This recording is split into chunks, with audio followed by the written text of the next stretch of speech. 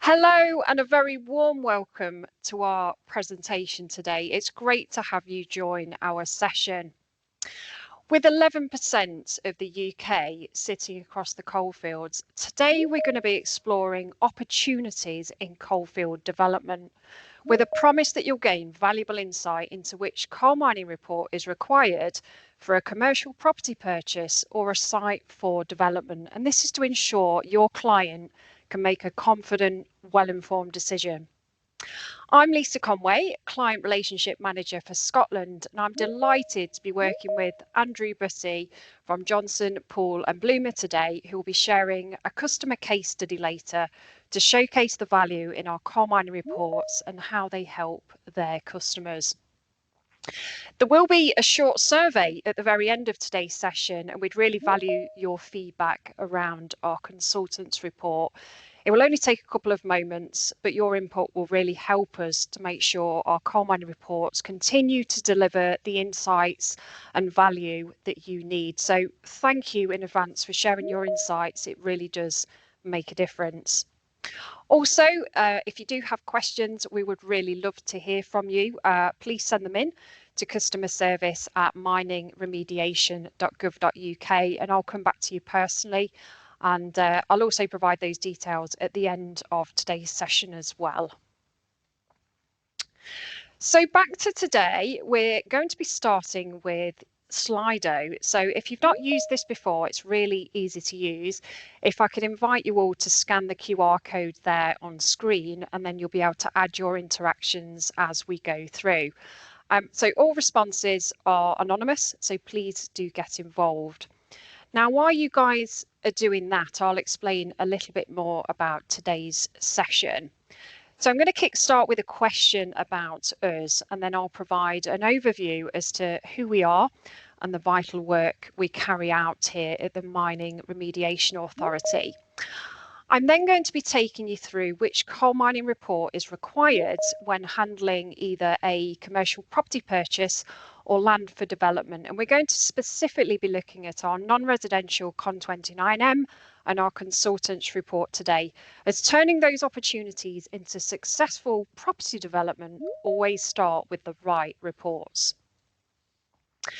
Okay, so for our very first question, I thought we'd start with the word cloud. So what do you think of when thinking of the Mining Remediation Authority, previously the Coal Authority? So think about why we are here, some of the key responsibilities that we have across Great Britain. Think about our mission, and if you know any of our values, you can pop them in as well. So I'll just give you a few moments there to gather your thoughts. Fantastic. That's some good ones there we've got on screen already. Abandonment plans. Excellent. Public safety. Land stability. Gas risk. Historical information, that's a good one. Mapping, fantastic. Thank you so much for doing that. So I'll just explain a little bit about who we are, the vital work we carry out.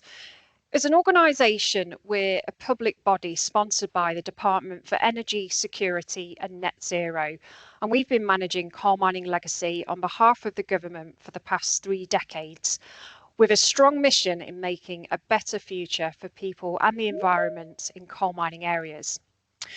We have a very clear purpose at the Mining Remediation Authority, which is to keep people safe and provide peace of mind. We protect and enhance the environment with the work that we carry out, and we use our information and expertise to help people like you to make well-informed decisions. And this is through our coal mining reports and advisory services. Finally, we create value and we minimise cost to the taxpayer. We use our skills to provide services to other government departments, agencies and commercial partners, and we also contribute to the wider environmental, social and economic priorities of the Scottish and Welsh Government. And we do this by sharing our knowledge and expertise to support them and our partners to create safer, cleaner, greener nations for us all. Now, we're exploring new ways to convert former coal mines into assets for local communities across Scotland, England, and Wales, which is very exciting. Now, it's actually estimated that 25% of homes and businesses in the UK are located above former coal mines. Now, we've actually got around 80 mine water treatment sites all over the country. So I'm now going to show you a little video from our innovation team so you can see some of the opportunities that come out of our schemes. We're in sunny Wales today. It's a beautiful day here. We're near Ammanford in Carmarthenshire at one of the Mining Remediation Authority's mine water treatment sites. My name is John Ammonier and I work in innovation. Mining Remediation Authority treats water from old coal mines across the UK. So we've got about 80 sites that treat this. And my job actually is to look at innovative ways we can improve sustainability from what we do. So we use byproducts from the site. And this site in Wales is called Lindsay. Now today, actually the main reason I'm here is because a local SME, Thermal Earth, are putting heat exchangers into one of our lagoons. So the water we treat is actually above ambient temperature, it's 14 degrees C, and they're going to recover that heat to use in a warehouse to provide heating for the warehouse, which is a sustainable way of heating, and that's fabulous. So this is a bit of a poster boy, this Lindsay site, for all the sustainable options we're looking at within the Mining Remediation Authority. My name is Nick Salini, I'm a Director of Thermal Earth, and it's a pleasure to be here today to finally see the implementation and installation of our mine water heat recovery system at this site in Lindsay here in Ammanford. We recognise the opportunity that surface mine water can offer to heat homes and buildings around the country by utilising heat pump systems. We hope this scheme is demonstrated to be scalable to other opportunities and sites around the country.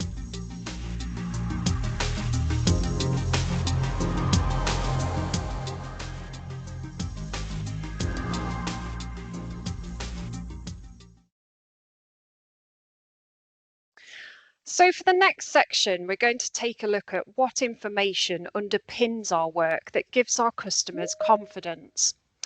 So which of the following forms part of the UK's most comprehensive collection of historical mining records that we maintain at our offices in Mansfield, Nottingham? So do you think it's over 120,000 coal mining abandonment plans dating back to 1872? The British Coal's official shaft register, historical geological sheets and surveyor notebooks, or all of the above?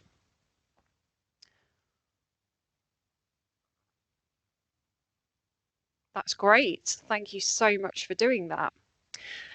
So for those that answered all of the above, you are absolutely right. So we're the only official public body responsible for managing coal mining information in the UK. Our coal mining reports for over 30 years now have been a cornerstone of due diligence for the legal and property sectors. Our reports are trusted by customers as they are instantly recognisable by the official government crest in the top left corner. And this is your assurance of quality, authority and reliability.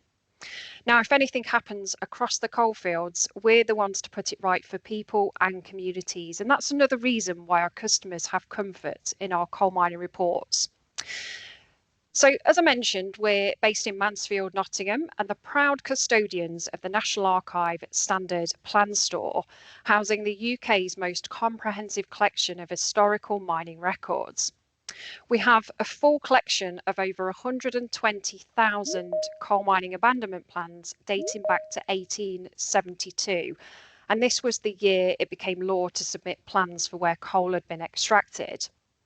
We do also hold some historical plans before that date, and we've even got a plan from the Tudor times, which is pretty fascinating. We also hold the British Coal's official shaft register with detailed records from surveying offices across the country. And we also hold historical geological sheets and rationalised plans from the 80s and 90s. And we've even got some of the original surveyor notebooks dating back to the 1800s. Now, this highly specialised and historically rich dataset is maintained and interpreted by our expert mining information team, who have supported thousands of inquiries and projects over the last 3 decades. So we're going to move on now. So let's take a look at a commercial property purchase for a customer and decide which report is right for their needs. So your client has found this lovely pub. It's in a busy town centre with loyal customers. It's got lovely food and a great friendly atmosphere. Now, because this is a commercial property purchase, let's now have a look at which report is required. So if you're handling an established commercial property purchase, which coal mining report do you think you need? Is it a non-residential Con 29M? Is it a consultant's report, or is it both?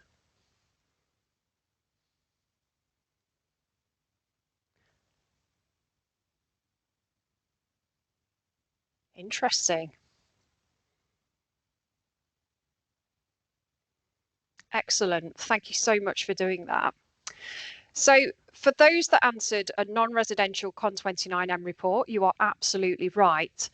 Our coal mining reports are regularly updated to reflect the latest Law Society guidance, and in our non-residential version we answer 14 questions. Within this report you'll receive information on past, present and future coal mining activity, underground and open cast coal mining. You'll receive mine entry information within 20 metres, so from vertical shafts to horizontal adits. We'll map and explain these features clearly. Coal mining geology, such as potential fissures and coal outcrops. And for coal mining substance, we hold substance claims files and various documentation on site in Mansfield should you need us to provide any further information. So this essentially means that sales are not delayed unnecessarily for your clients. Mine gas and surface hazards are very rare, but we will always report on them within the report. And we'll also provide future development advice, which is in our professional opinion section and provides guidance on obtaining a coal mining risk assessment. And that's for those properties in a high risk coal mining area. Now, if any risks are identified, our further action section on the front cover will clearly recommend any additional reports, but only if our customers need them. We also have a page within the report dedicated to key coal mining terms, but if anyone's ever unsure, you can give us a call or pop us an email through. Now, behind every report is our fantastic customer support and services team who are dedicated to delivering exceptional service to our customers. Most of our reports are delivered within minutes to ensure transactions stay on track. Now, you may or may not know, we're also Service Mark accredited. We're a Service Mark accredited organisation with the Institute of Customer Service, which is a guarantee that you're partnering with an organisation that puts customers at the heart of everything we do, and that we've met rigorous standards to obtain the service quality mark. So I'm now going to show you a little video that's going to highlight some key differences between a non-residential Con 29M and a consultant's report. Hello and welcome to a little video today in the archives where we're going to be explaining the key differences between a non-residential Con 29M and a consultant's report. So we found a really nice commercial building in Glasgow. So I'm going to draw around the commercial building. In this example, there is some mine entries within 20 metres of the commercial building footprint. So they have been highlighted there and they will show within your non-residential Con 29M. The details of the mine entries, you'll get them shown on the plan with the report, and you will also get any treatment details for them if we hold it. Some other features of the Con 29M non-residential report, you will get a summary of the recorded underground workings beneath the property. So for example, it may say for this one that the site is within influencing distance of 3 seams of workings at 100 to 250 metres. The report will also answer 14 of the Law Society approved questions. So they will be all answered as part of the report. And because this commercial building isn't changing, it's the non-residential report that you need. Okay, so now we're going to have a look at the same site, but this time we're going to be developing it. So first things first, you're going to need a much detailed report. The consultant's report looks at a much wider boundary for things like mine entries. It looks at 100 metres of that site boundary, so it will allow you to plan to see where those mine entries are. Exactly, Lisa.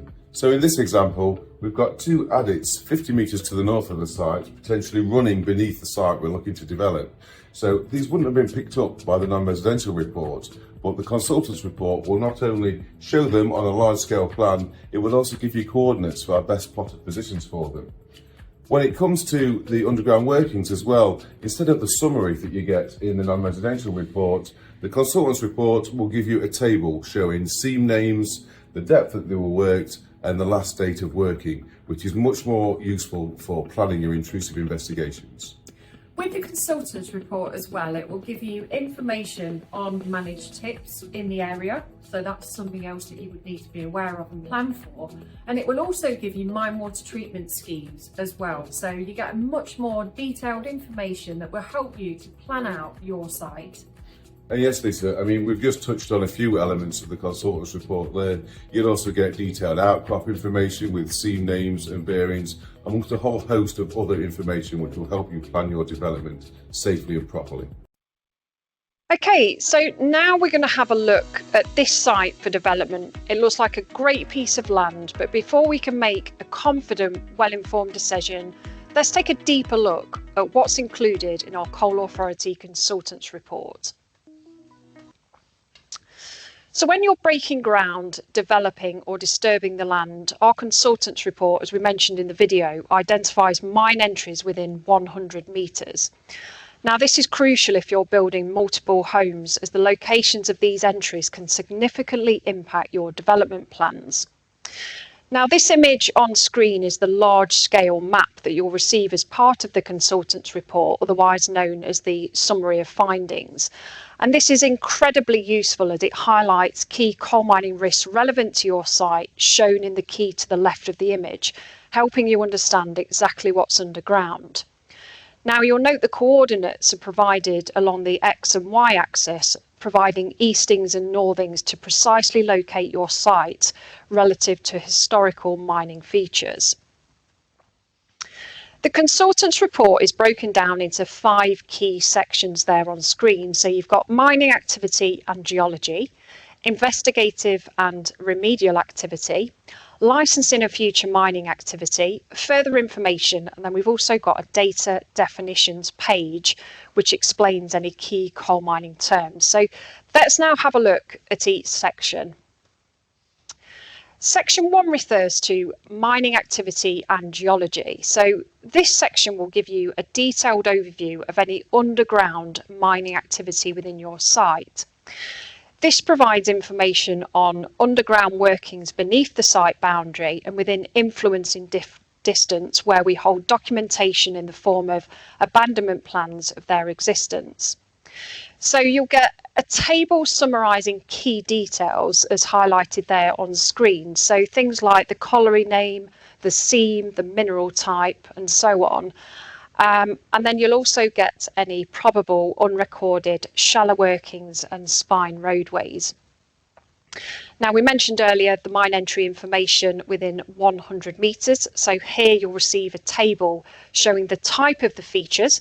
So for example, if it's a shaft or an adit, if available, and the mineral worked. In addition, we'll also provide the conveyancing history if available and any treatment details. So, for example, if the feature is in the ownership of the Mining Remediation Authority.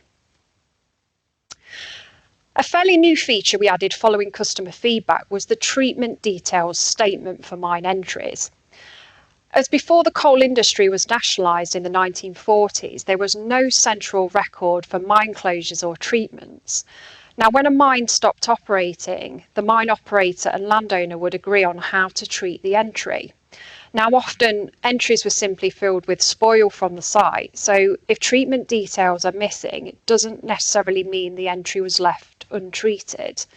In fact, if a mine entry were truly untreated, it would likely still be open and visible, which is rarely the case. Now, we also include a table of catalogue numbers for any abandonment plans, and this list includes all relevant abandonment plans within a grid square where your site boundary is located. And we also provide a service called Abandoned Mines Catalogue Search, where we can provide you with an accurate list of any relevant abandonment plans associated with workings that lie beneath your site, and that's detailed in section 1.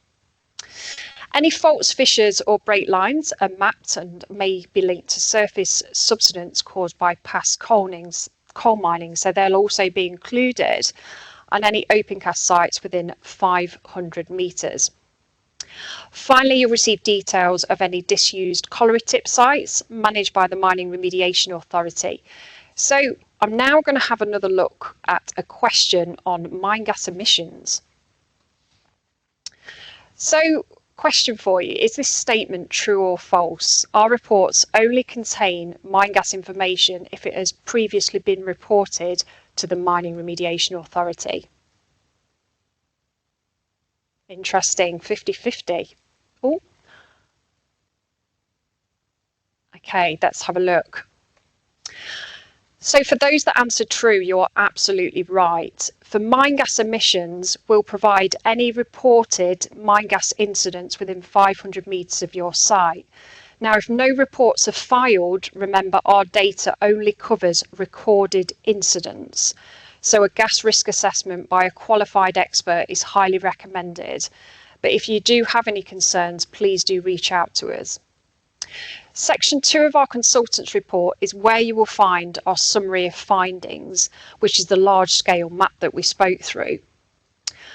On the large plot, you may notice areas of yellow hatching, and these are areas where we've received notification of a site investigation that's been completed. But again, if you have any questions or you're unsure, please just reach out. For stop notices, we'll provide details of any current notices delaying remedial works and any coal mining subsidence claims made since the 31st of October 1994.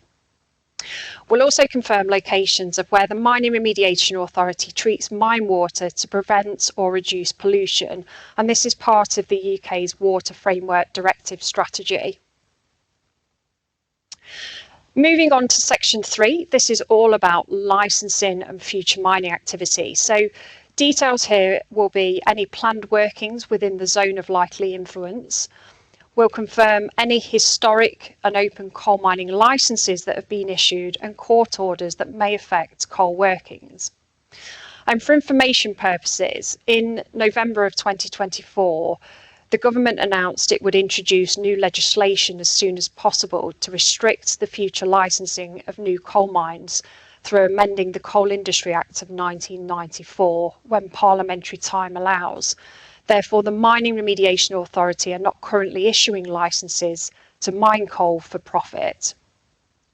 We will also provide details of any Section 46 or withdrawal of support notices that you will need to be aware of, and we can provide documentation on request for a small fee for that as well.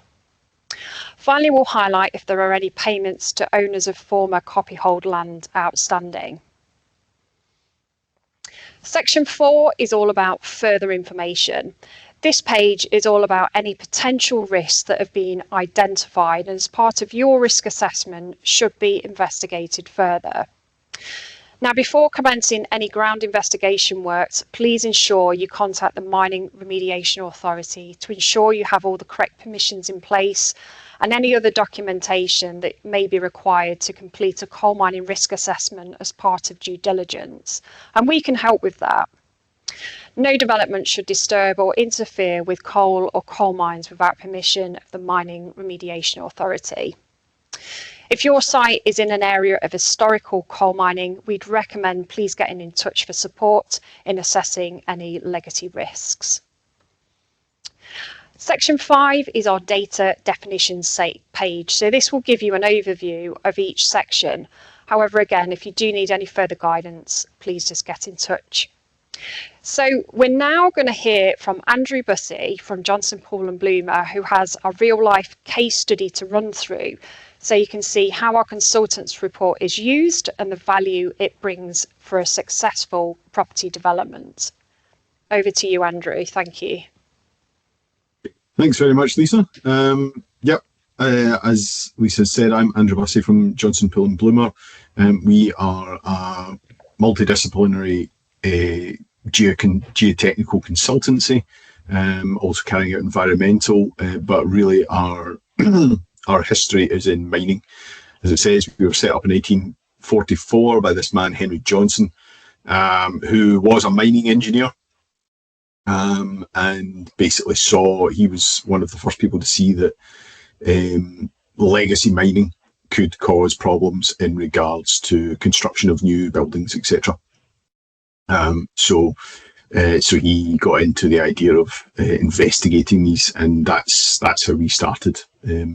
So we've got over 180 years now of experience in this mining, and as I say, we've now grown into geotechnical and environmental. So today I'm going to be looking at a case study in a site in Auchenbowie. If Lisa can move the slide on, please.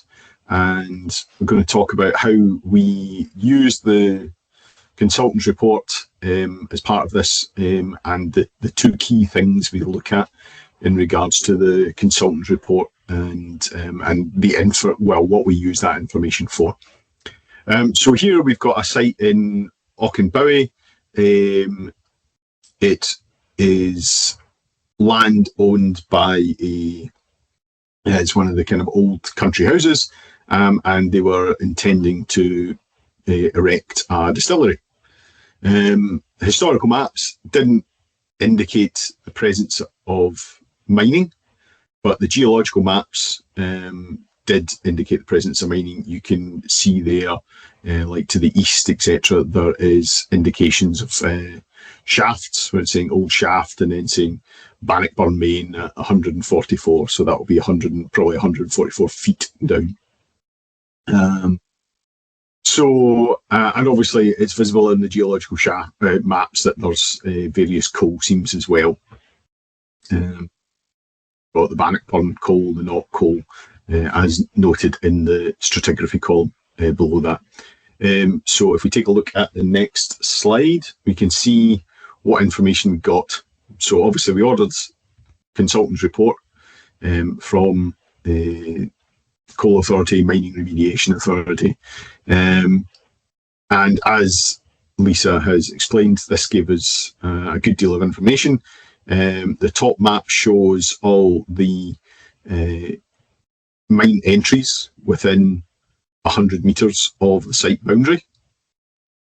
In this case, you've got one kind of right in the middle of the site, two off to the southeast, and one way up into the northwest. Gives us information on the coal seams that have been worked. Obviously, it will only give you information on recorded coal seams. Again, as explained, up until 1872, there wasn't a requirement to legally hold mine plans.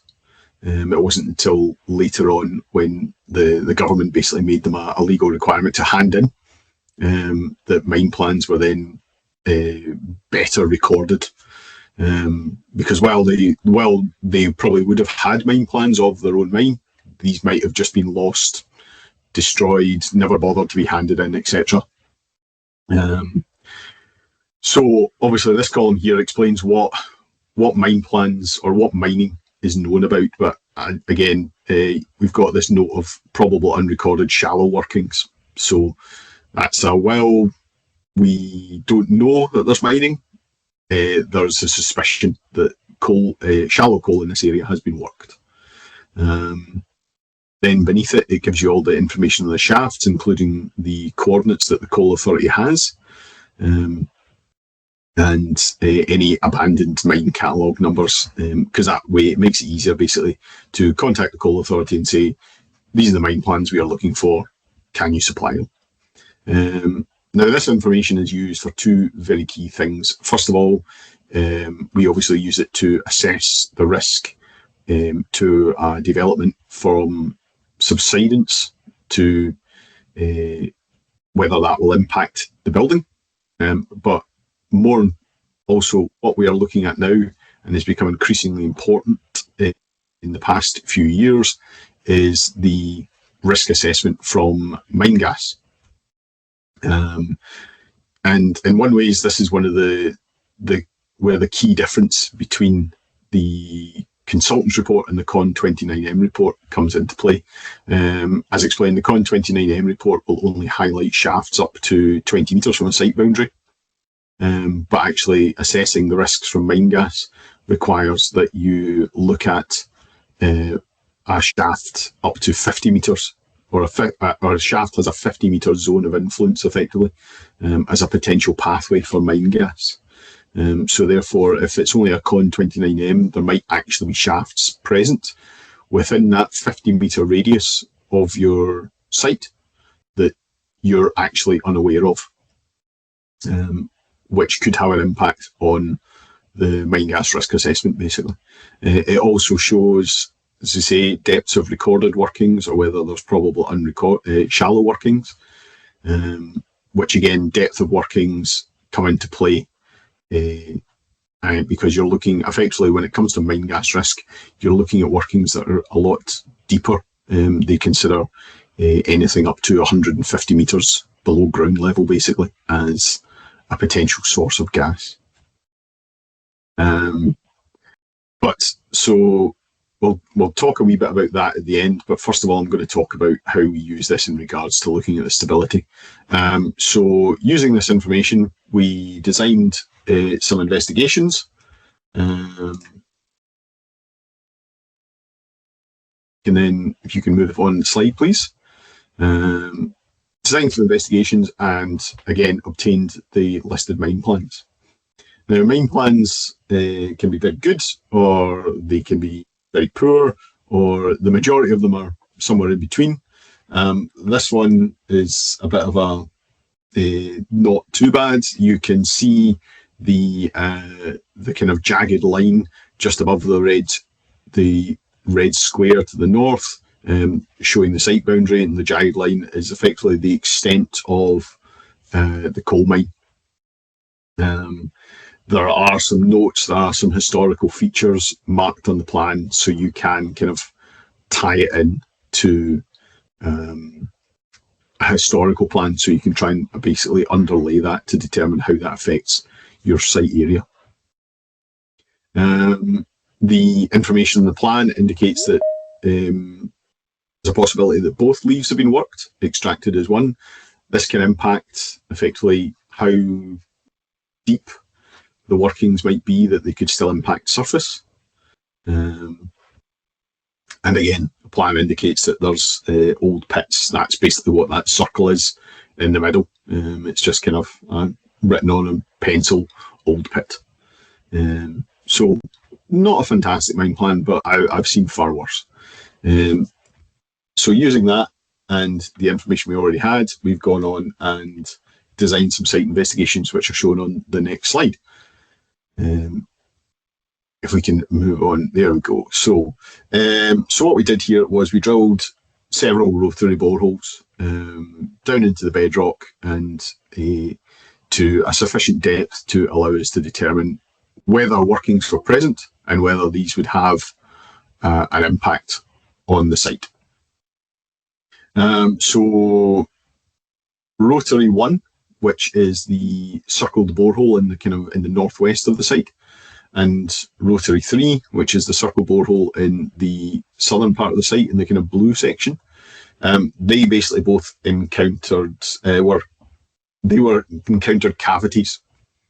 So in this case, actually, a working without any infilling, which is quite a rare thing.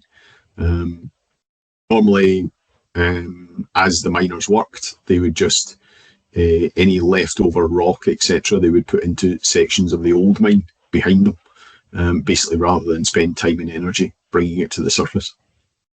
So encounter a true cavity is actually quite rare at times. But these two, while there was cavities, they were at sufficient depth that effectively should a collapse occur within these cavities, should the mine collapse, they wouldn't affect the surface. However, RO2, which is the circled borehole in the eastern area of the site, that also encountered a cavity, but in this one, that was at a shallow depth, and therefore, basically, if that collapses, then that's going to reach the surface and form a crown hole, potentially impacting buildings, potentially impacting people, obviously. So we looked at this and recommended some further recommendations, which are on the next slide. So here we've got effectively what we recommended further work was to do. So remedial works. We basically said in the northeast, which is the red hatched area, this building would require to be treated for mine workings. So that involves drilling a grid of boreholes across the footprint of the building and an area out with that building, and injecting what they call grout to stabilise those workings. The blue hatched areas to the west and south, we recommended that further probing work be done, basically to ensure that while the two boreholes we had carried out seemed to show that the cavities would be at sufficient depth so that if there was a collapse that they wouldn't impact the surface, to basically ensure that that would be the same across the footprint of these buildings, to ensure that there wouldn't be an issue with them. And then obviously there is also a mine shaft right in the centre of that site, the kind of circular area, and that's basically marked with a potential zone of collapse. So again, if there's a collapse in that mine shaft, well, as Lisa says, normally mine shafts are very rarely left empty. They're normally backfilled with spoil or whatever else they have on hand. I've seen a mine shaft backfilled with basically knocking the mine wheel and the pit props, etc., just chucked down the mine shaft. This is obviously quite loosely packed, so basically this may collapse and it may form a potential sinkhole at the surface. So we've recommended that this would require treatment. This work hasn't been done yet. This was put to the client for their discussion as to whether they go ahead with this. Obviously, they have to factor it into their development costs, basically, or whether they may move that development, scrap the development, unfortunately,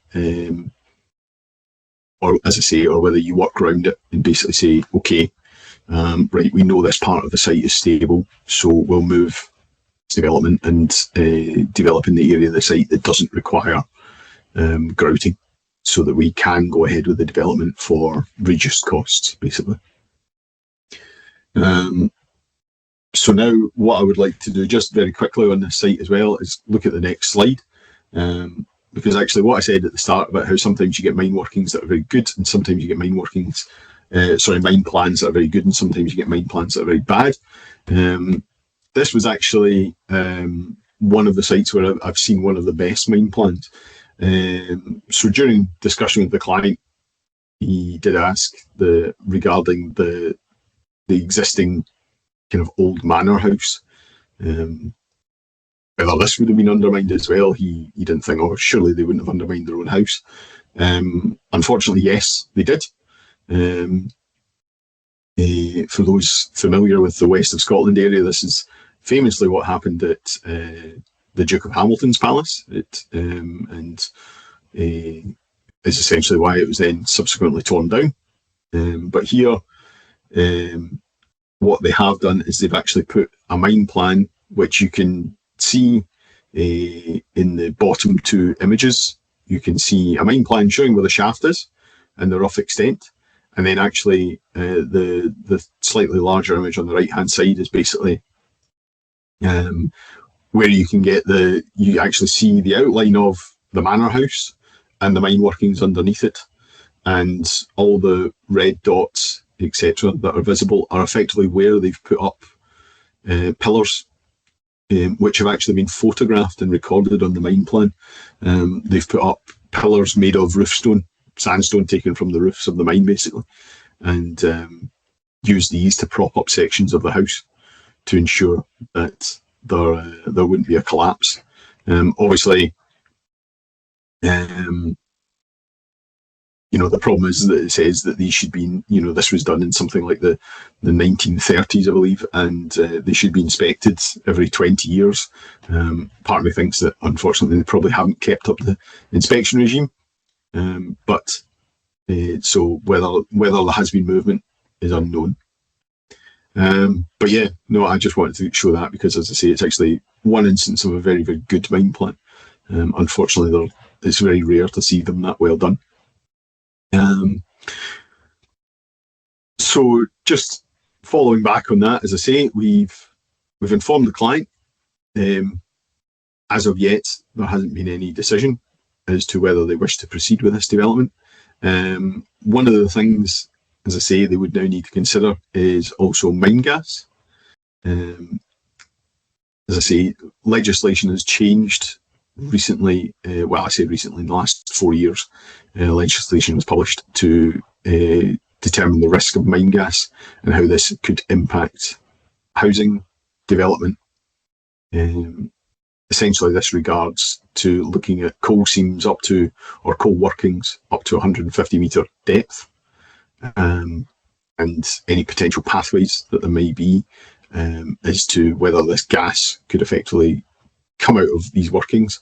Obviously, it's well known that these workings contain gas. Unfortunately, it impacted many miners. Unfortunately, many of them lost their lives due to it.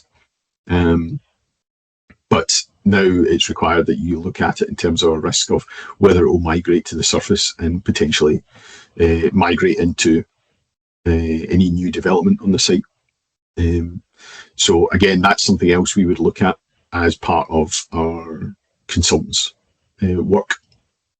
Should we be appointed as a consultant for a developer, we would look at both stability for mine workings and the potential risk from mine gas and the impact that has, because obviously if you then go on to undertake a grouting exercise at a site, it potentially reduces the risk because effectively you're filling up that mine working, you're reducing the amount that there would be to generate gas, etc. So it can be, so these two things now go hand in hand. It's not just a stability issue as well now for mine workings. That's becoming increasingly important. But with that, I will then hand back over to Lisa to wrap things up. That's brilliant. Thank you so much, Andrew, for sharing that case study. It was really interesting. So we're coming to the end of our webinar today. So before we wrap up, you may or may not have seen that we've recently ran a wee webinar series with the Scottish Paralegal Association and First Scottish to support legal professionals with some training. So this almost might be, interesting for yourself. So if you did want to have a look at some of those webinars, they're just 20 minutes. You can scan the QR code there. I will be circulating this presentation within the next week as well after today, and they're just 20 wee minutes. So if you did want to have a look, please do so. They're on our YouTube channel. If you would like to also keep in touch with us, we do have a monthly communication that we send out to customers, which is all educational content about the work of the Mining Remediation Authority and our products and services. So again, you can scan the QR code there and sign up for our communication. I'm also active on LinkedIn, like to share educational videos, helpful tips for our customers. So if you did want to connect with me afterwards, please just search for Lisa Conway and it'd be great to connect. If you would also like to have a chat about doing some work together, please do reach out to me by sending me an email, lisa.conway@miningremediation.gov.uk. And also, as I mentioned at the start, if you do have any questions, we'd love to hear from you. So please send them in to customerservice@miningremediation.gov.uk. So that brings us to the end of today's session. I'd like to thank you all for joining us, and a big thank you to Andrew Bussey from Johnson Poole and Bloomer for sharing his valuable insights. I mentioned at the start that we are really wanting to gather your feedback about our consultants report, and this is a great opportunity to share what you love about the report, but also what your wish list would be if there is one that you would like to see changed. So I can invite you now to scan the QR code, and I'll leave that on there for a few moments to gather your reflections. So thank you once again, and I really hope that you have a great afternoon. Thanks, everyone.